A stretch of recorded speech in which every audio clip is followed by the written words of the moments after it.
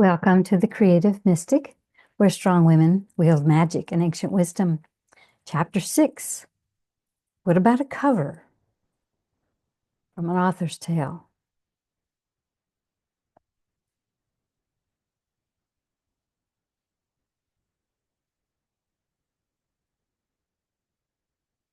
In the last video, we talked about what it took for me to finally get to a final version of my book. Now it was up to the publishing and the production part of it. The hard part was done, getting a manuscript that was ready for publishing. So did I want to hire someone or do it myself? Now, everyone always says the cover is the most important part of the book and don't do it yourself. So I thought, so I had the file, the art file from the original book, published book. And so I picked with my graphics program. I love to dabble in graphics. I picked it apart and I saw how they'd built it up in layers. And they had these images. And of course, I'd been on Deposit Photos and they had a bunch of the images that I had already found there.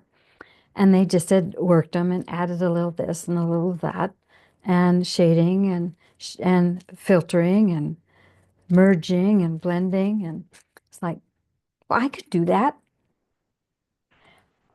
And so, but I didn't feel very comfortable because the professionals always said, you have to have a professionally made cover.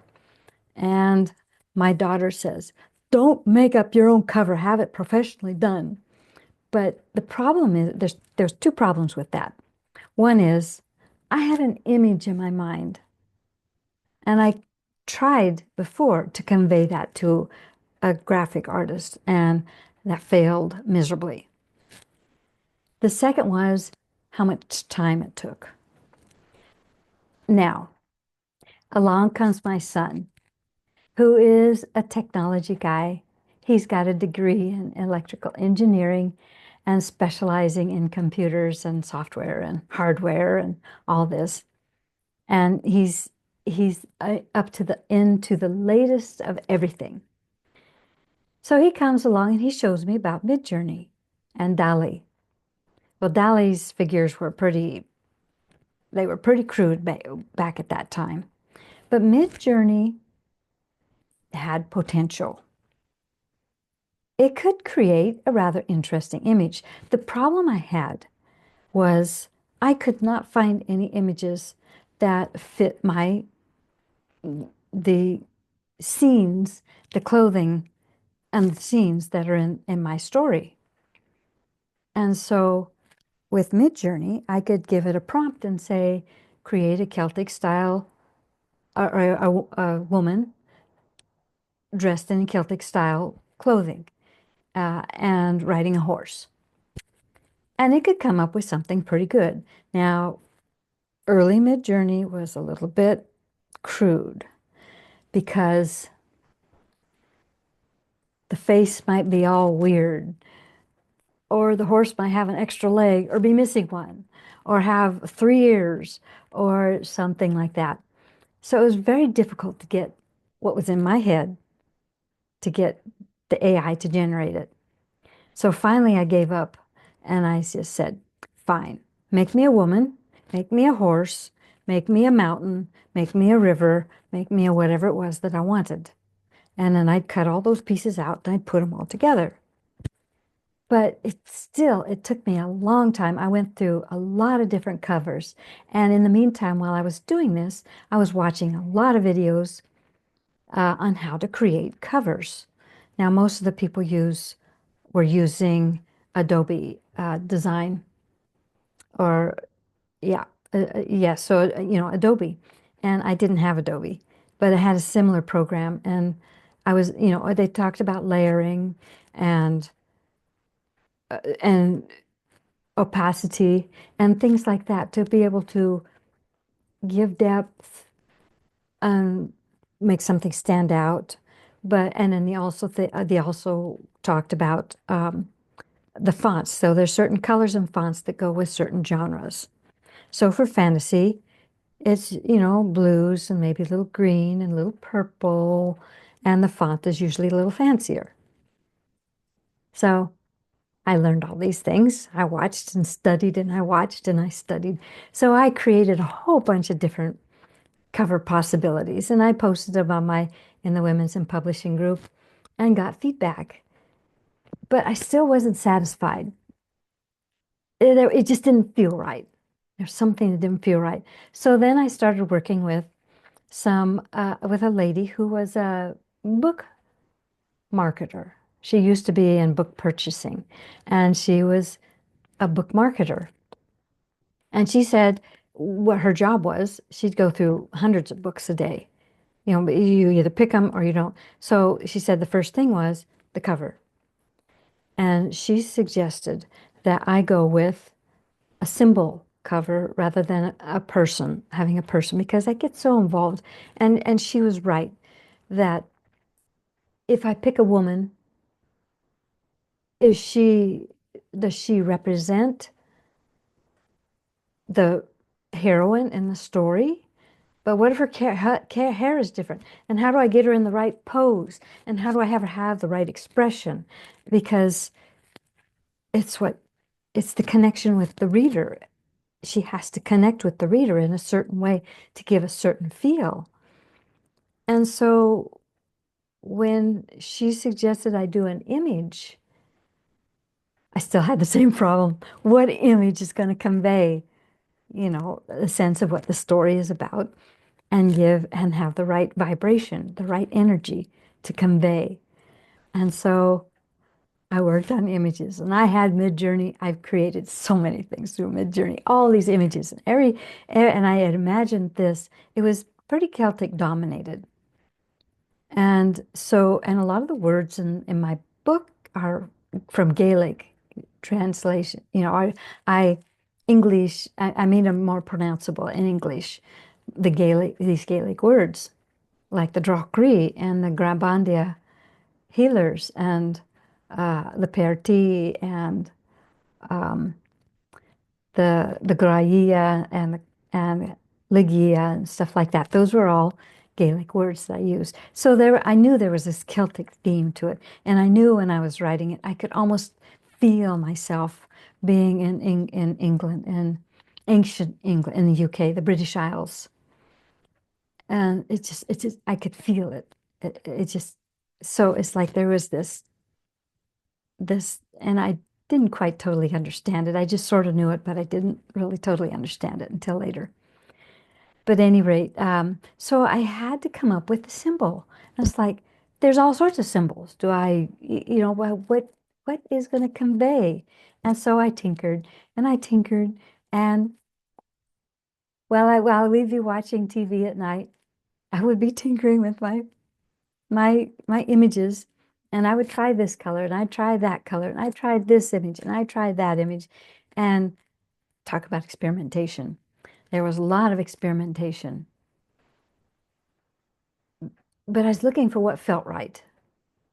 And so finally I came up with something and I sent it off to this lady. I sent her like 6 different possibilities, and she said, this was the one. So the other part, the rest of it, the text and all that stuff was pretty straightforward. But so this was the image that I came up with for the first book. And it was simple. It conveyed something. It has a certain energy to it. So I went with it. And so, I had studied how in the first book how they had done the back matter. And so I took and copied. I'm really good at copying things, copying the patterns of things and adapting it to my own use. So, so now I had a cover. So now the next step was layout. And how did I want to do that? So I did a bunch of studying on that. And I found a program that had just come out, and it was called Atticus. And it was inexpensive, so it was, and it's very user friendly. And so it was very simple. I just uploaded my document to Atticus, and for the print version, it didn't need a cover because that was when you upload it to KDP, you upload the document and you upload the cover as two separate files. But so I was able to lay out all the um, chapters, and I even made a map. And let me see here. I think, yeah, I don't know if you can see this or not, but then I got fancy. And I don't know if you can see this or not. There's a background underneath the text. So I did this because the book was written from two points of view, and I alternated chapters. And so I had to figure out a way to distinguish between one person, a visual image, And so that the rose was Elara and the dagger was Roken. And so these symbolized the two chapters. And so, and I also laid it out because I hate reading books that have micro print, the 10-point print, and it's all scrunched up. It saves paper, but it's very hard to read. So I said, fine, I'm making this for older eyes. So I made the font, an easy font and like 13 point, and I added spaces between the lines. So there's white space between the lines of text. Makes it a lot easier to read. Made the book a little bit bigger, but I figure it needs to be comfortable. Nobody's going to read it if it's hard to read. So I did all this layout. So then it was time for publishing. And so I had these two books. And because they had originally been one book, I was going to head, I had them all, both parts were edited. So I needed to create a cover for the other one. And so I already had a template now, because one of the things that they said was in a series, to keep a similar layout.